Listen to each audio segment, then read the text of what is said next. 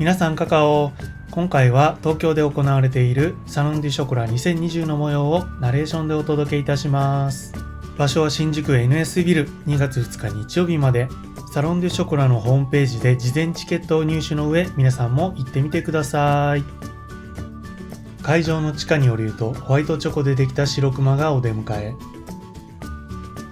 パティシエニコラ・ベルナルデさんの作品です。ホールへ向かう通路はすでに大混雑。人気ショコラティエのショコラを求める大行列の中継地点となっておりました。今年もその場で食べれる露店が数多く出店しており大人気でした。この辺りのスイーツは手で持って歩きながら食べれるので嬉しいですね。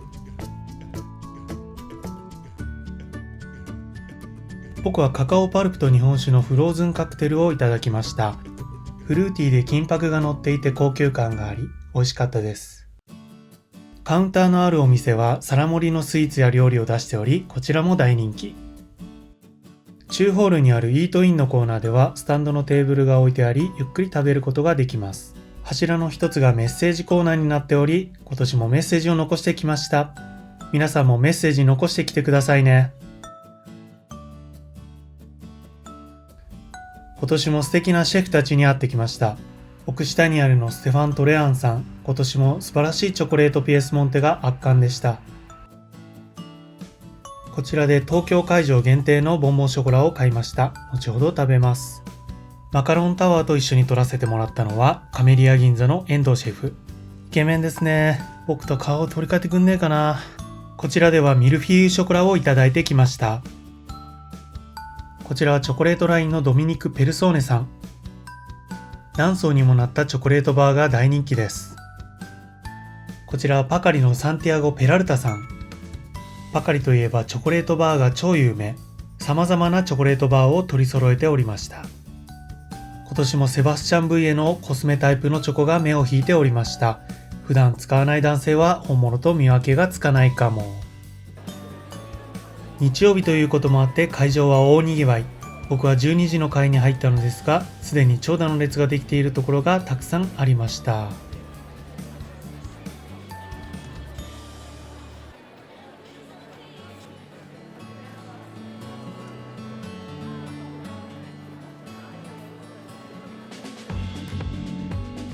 毎年同じような感想を言ってしまいますが、どのブランドもテイストが大きく変わっていることはありません。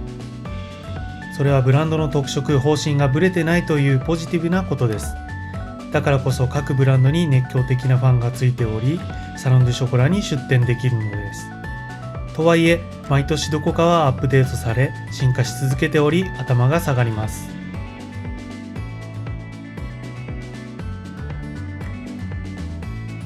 シンプルなものがあり、色鮮やかなものがあり、可愛いものがあり、パッケージやディスプレイに工夫があり、歩いているだけで本当に楽しいイベントです。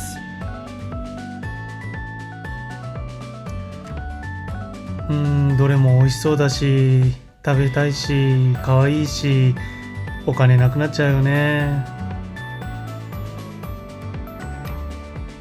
中にはすでに売り切れてるものもあったり、長蛇の列で諦めたものもあったり、人生いろいろ、チョコレートもいろいろ。しばらくチョコレートを眺めるとしましょう。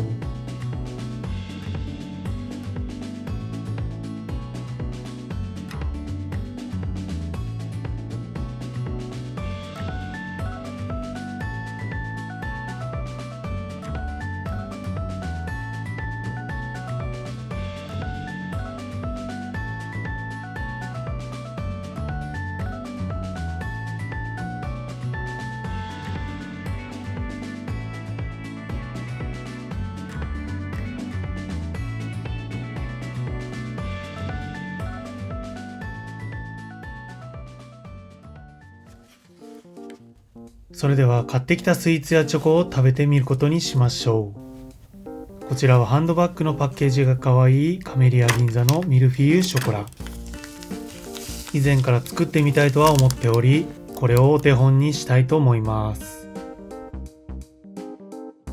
追いかかをしたい。いや、ダメだ。やめろ。いただきます。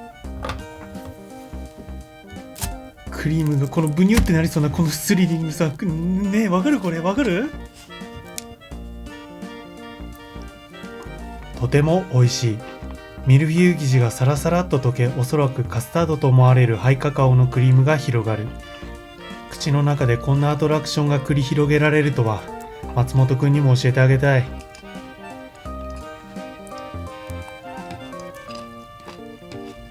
美味しかった。ごちそうさまでした。こちらはミシェル・クルイゼルのシャンピニオン。マッシュルーム型のショコラが非常に特徴的です。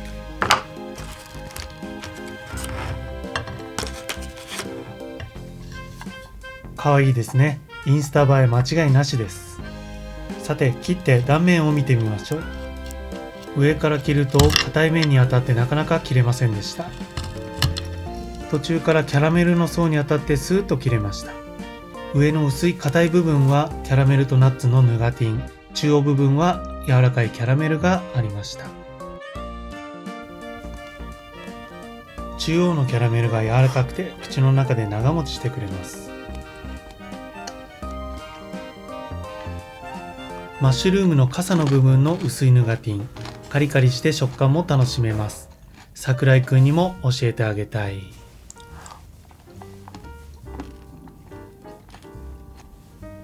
ごちそうさまでした。素晴らしい匠の技でした。こちらは奥下にあるのボンボンショコラ、トゥルネ2020という商品。パッケージも商品もとてもおしゃれ。やはり切って中を見てみたいと思います。このボンボンショコラのセットは個々の違いが大きくあって食べる前からとても楽しみになります。ボンボンショコラの説明もしっかりとあります。どれも本当に美味しいボンボンショコラでしたが、右下のラメリカンについてはセンターがグミやゼリーの食感に近いものがあり、非常に珍しいものでした。大野くんにも教えてあげたい。しっかりと味わって食べます。本当に美味しい。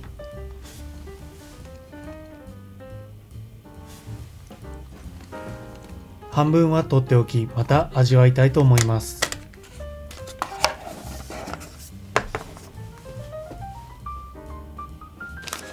さて、これはカカオ3パカのスモールミントペア。説明不要の可愛さ。これには二宮くんもびっくりだ。さて、これも切って食べようと思います。斬首はしたくないから縦に切る。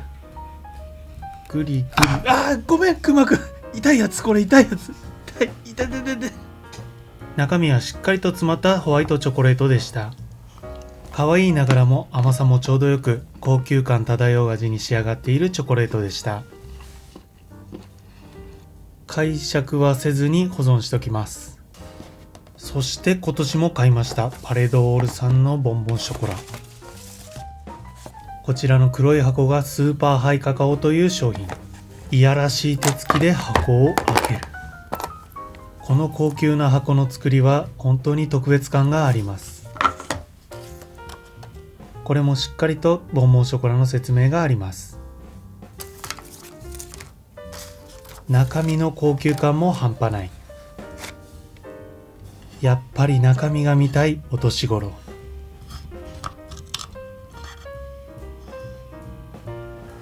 このスーパーハイカカオは4種類。プレーン、蜂蜜、アーモンド、カカオニブ。見た目に大きな差はありませんでした。味の差も大きくはないのですが、ベースになるハイカカオのガナッシュが非常に食べやすいハイカカオになっています。他ブランドと大きく異なる風味、口当たりで自家製の強みが存分に出ている印象でした。これは本当に素晴らしいボンボンショコラです。そしてコフレブラン。僕が去年感動したボンボンショコラ。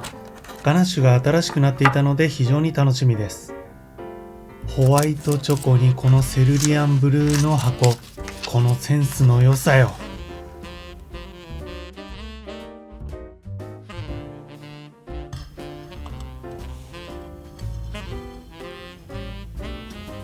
コフレブランはアマオウ、ライム&レモン、みかん、柚子、マンゴーの5種類。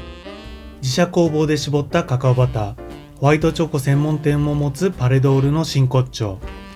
ガナッシュも一つ一つ個性的で刺激的。本当に美味しいホワイトのボンボンショコラでした。こんな美味しいチョコ、相葉くんなら知ってるかもしれないな。ごちそうさまでした。本当に美味しいものをいただきました。毎年恒例になりましたサロンデュショコラ2020東京会場のレポートでした。様々なチョコレートのイベントがありますが、サロンデュショコラはちょっと特別かもしれませんね。皆さんもぜひ行ってみてください。それでは皆さん、カカオー。